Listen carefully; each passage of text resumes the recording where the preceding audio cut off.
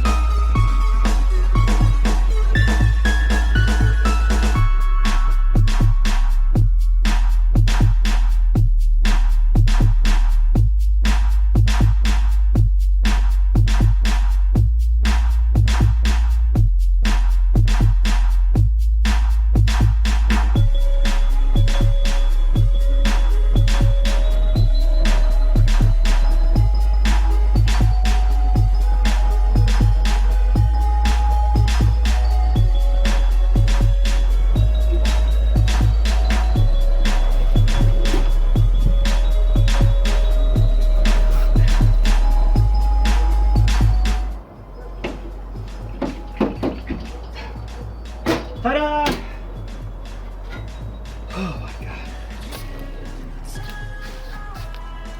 god. She finally went in.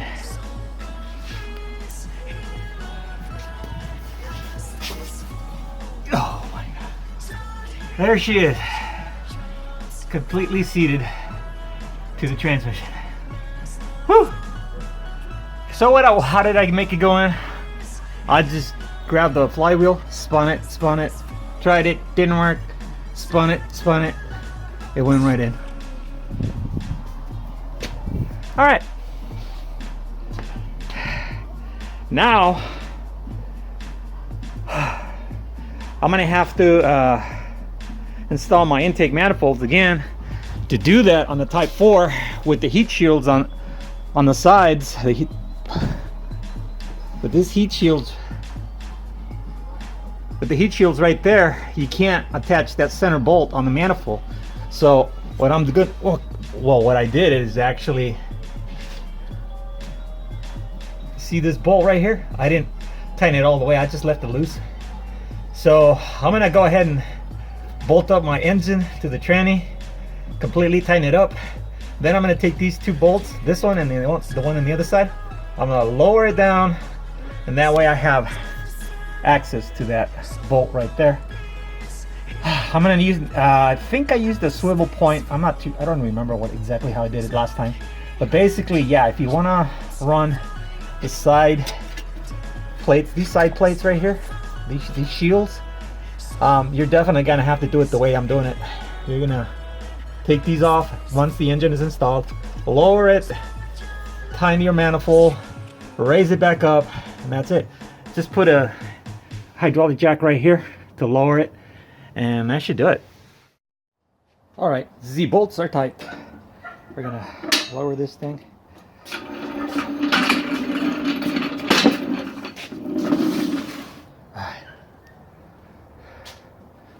So now we've got to change our strategy here.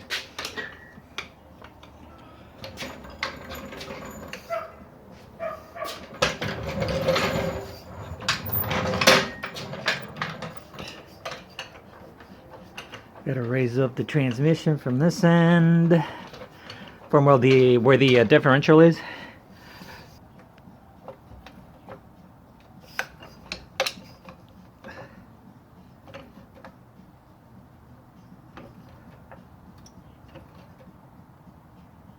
Right about there. Oh, look at that, nice and loose. Perfect.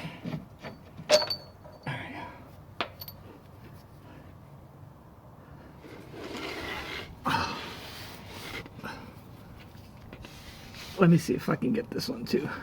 Oh, look at that, nice and loose. Because I took off all the weight. Perfect. Okay, now I'm gonna lower the tranny. Okay, here he goes. The whole engine is going down. You see? See how that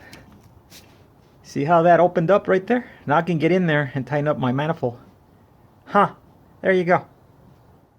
Alright, so I made a mistake. Had to raise the engine back again from the transmission up, and so I can put my manifolds in. Yeah, put the manifolds in first before you lower it. So, yeah, I put the manifolds in. I'm going to go put the nuts on the sides, and then I'm going to do the side one when I lower it. Yeah, so the engine's all the way up, so I'm just going to tighten these suckers up. The outer bolts, I'm going to tighten them up on these intakes, and then we'll do the center one when I lower the engine. Yeah, these are the ones that come with the CB Performance bolts. Or the bolts come with the, anyways, they come with the whole kit. They're 12 millimeter. They're not 13 millimeter. They're 12 millimeter. Oh, okay. I'd say that's pretty tight. Check this one. Okay, she's done. I'm gonna do the same thing to that side. This is more or less when you want to reattach this hose that goes to the head, the vent, that goes to the carburetor. That's when you want to reattach it right now that there's nothing in there, because otherwise it's going to be a murder when the carburetor's in here. The air cooler blower thingy is right here. That thing is, there's no room. So do it right now. Hook up your vent now. Okay, I'm going to lower the motor since I already tightened that. The outer ones are tight, the outer ones are tight. So we're going to lower it and do the center ones. Okay, so this is more or less where it's going to open up again. Oh, I'm going to lower the engine. Ah, too fast. Anyways, there you can see one of the runners. Actually, you can see everything now from there. So this is more or less where that thing's gonna go. So I'm gonna put my washer.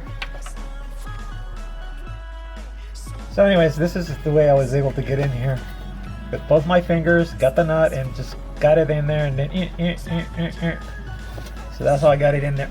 Oh, yeah, it's a tight fit, but it works. All right, both of them are in. Let's raise up the engine again. I'm gonna raise up.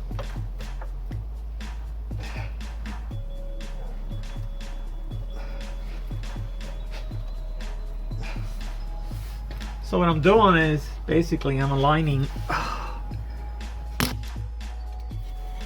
this thing with the hole right here, the hole, so that I can fit this guy in there. That's all I'm doing. I think that might be it. Let me try it again.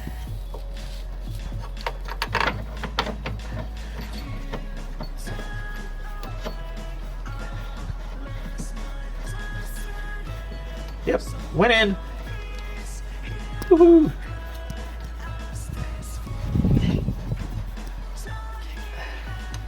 I'm just gonna tighten those, and that'll be it for that. All right, whatever. Tightening the last bolt. Already tightened the other one. This one.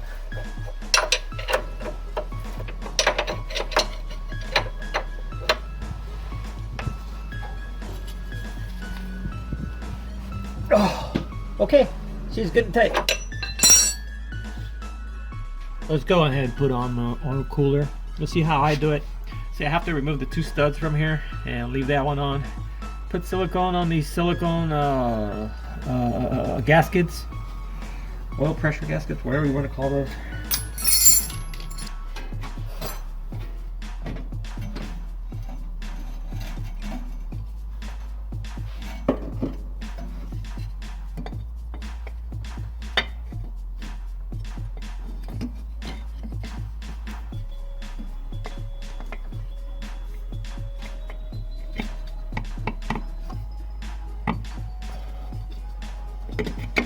There we go. She's in. Okay. So, what I do is I put two nuts. Yeah, two nuts to lock it. That way I can, turn it into a bolt.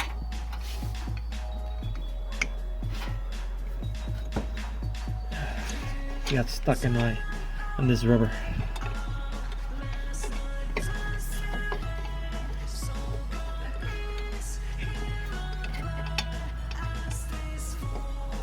Okay, it's going in. Do the bottom one. Oh, I already screwed up.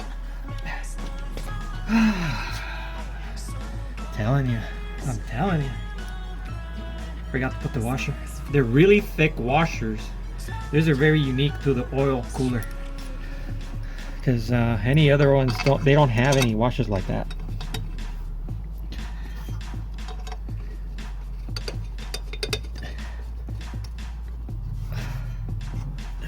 It up like that so I can take it out, put the washer back in there, lift it up like this so I can get it in.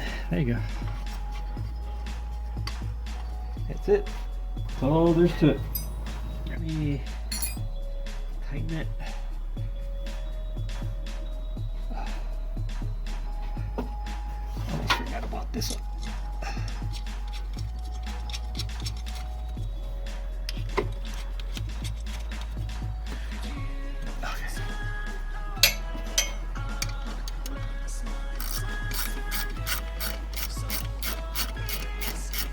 Now I'm not gonna go all the way down, just until it kind of stops. Then I'm gonna break the other nut loose from the stud so I can release it and then tighten it with the lower nut. Something like that. Probably like there.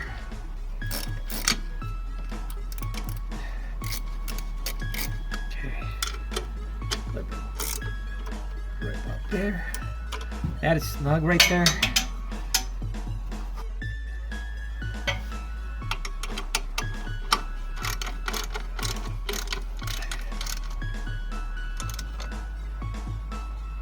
Okay, that one's done. Let me unlock the other one.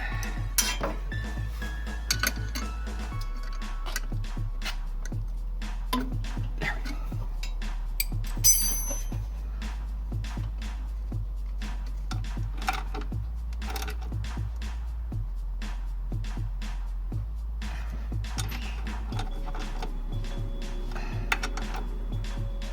That is it.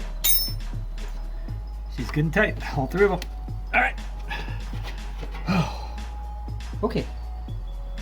That's how you put the oil cooler on this type of. Of course, after you modify this. But we're done. Okay, we're putting back the oil cooler thingamabob. This guy. Yeah, that guy. See. See, there's the tube going in. Okay, we're gonna put this back as soon as I take this off, because obviously it's not gonna work with this.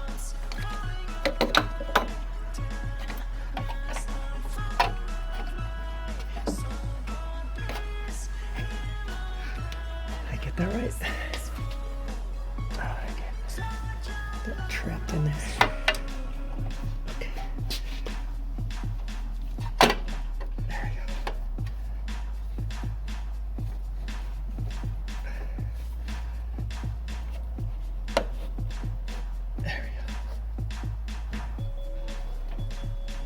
Yep, that is it. Let's see.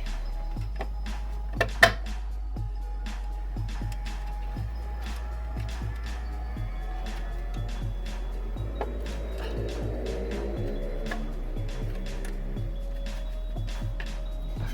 that and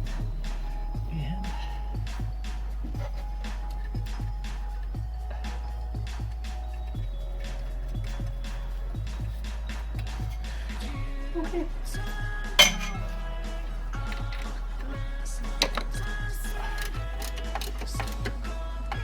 Tight.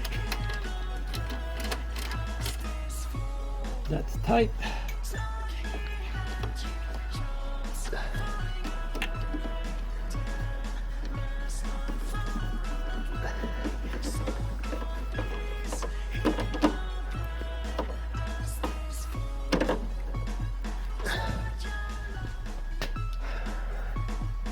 Good and tight, doesn't move. I can put this back.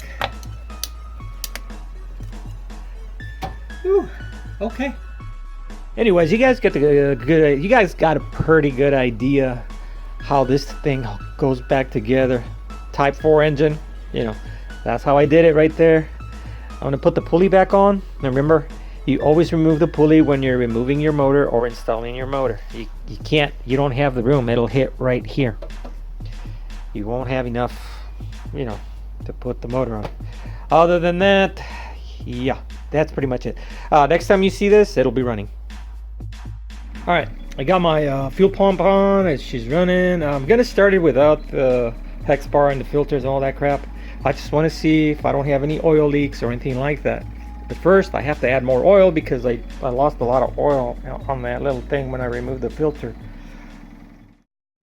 All right, we're inside. She's in neutral. Let's see what happens.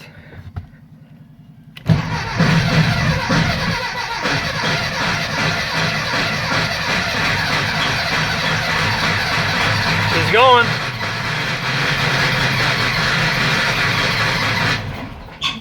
Oh. close. Try it again.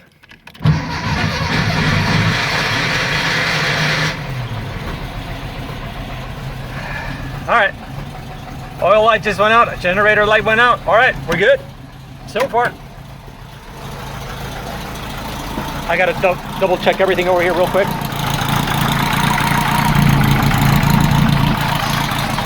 See if I have any leaks down here on the oil filter. No leaks whatsoever.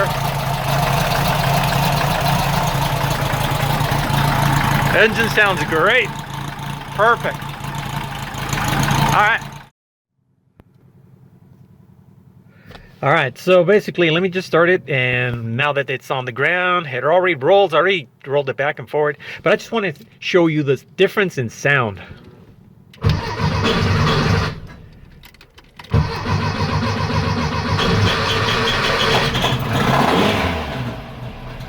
Their IDFs. What do you expect? Anyways, I'm gonna put it in neutral, like before, release my clutch, and this is where it would make that gulling noise. Yeah, like the sound effects. Awesome. Anyways, it's in the back. Clutch in, no difference. Clutch out, no difference. All right, now let's listen to the old way it sounded. Yeah, listen to this. Listen to this noise. Is that bad or what? It's just let me put the clutch in again. See how it magically disappears? So there you go. It was the bearing. Oh, you know what? Let me see if I can show you the bearing close up, because I've noticed that where I showed it, it's kind of blurry. But let me show you if I can get it clear enough, focused, and show you the bearing the way it looks. It's really, really bad. So here's the bearing. Look at how loose that thing was. I mean, look at this. This is why the noise was just galling noise. And I can tell that this bearing is no longer centered. It wobbles up and down like that. So that was destroying my brass synchros. This is what was doing it. So hopefully my synchros are okay and I won't have any problems, because I'm not really having any problems. So when I drove it, it just smooth every single gear. All my gears were smooth, so I'm not going to worry about it.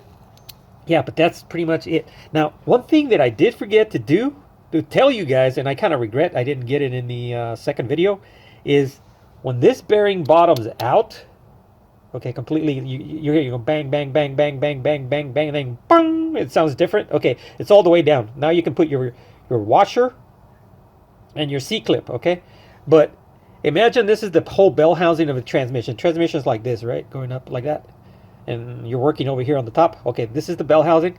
Okay, grab a piece of wood and put it on like that sideways. And then at the very top, go ahead and bang it. The problem is that the shaft actually hits the ground, so it won't go any lower. Okay, so by putting that piece of wood, that'll allow the shaft to go lower, and this will seat. This will seat flush. This top end will be flush with the case part that you're pressing it into. So flush to the other side, it'll be nice and flush. Then you can put your nose cone back on. Okay, I didn't show that, and I kind of regret that. I should have shown you that. So hopefully everybody that saw the other video will see this video and they go, "Oh, thank you for the update." But anyways, that was my Thanksgiving weekend right there. Hey, it's all done, fixed, runs good, no noise. Yeah. All right, muchachos. Remember, stay creative. Don't say no. Just do it, man. Just do it. And adios, muchachos.